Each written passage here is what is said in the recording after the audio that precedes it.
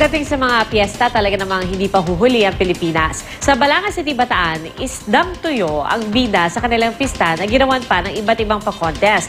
At dinarayo naman ng maturista sa Dagupan, Pangasinan ang kanilang Bangus Festival. Narito ang report. Kapag sinabing dagupan, walang ibang produktong pwedeng umeksena kundi ang bangus. At kung gaano ito kabenta sa palengke, ganoon din sa fiesta.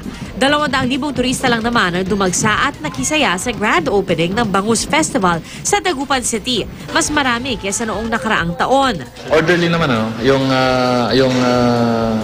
parada mismo, yung pagsasayaw ng participants, orderly naman. Nagka-problema na lang tayo nung pagdating dito sa plaza kasi dyan yung buhos nung mga manonood. Pero nakontrol naman natin. Ito naman ang pantapad dyan ng mga taga Santo Tomas sa La Union. Siyempre, papahuli ba naman ang star ng kanilang fiesta? Dahil dinarayo pa na maraming turista ang produkto ng bayan, sabi ng mga proud na taga Santo Tomas, ang kanilang daing never dying. Napuntahan ko na rin yung Cebu, napuntahan ko na rin yung Palawan na nagproduce ng daing, pero mas masarap or mas malasa yung daing ng Santo Tomas kumpara sa ibang mga bayan ng ating bansa. Ang fiesta sa Balangas City, Bataan, hindi nanunuyo kahit na ang bida sa kanilang happy-happy isdang tuyo.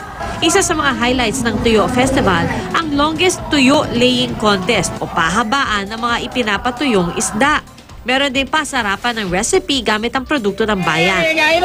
Siyempre, ang ending yan, eat all you can, chibugan.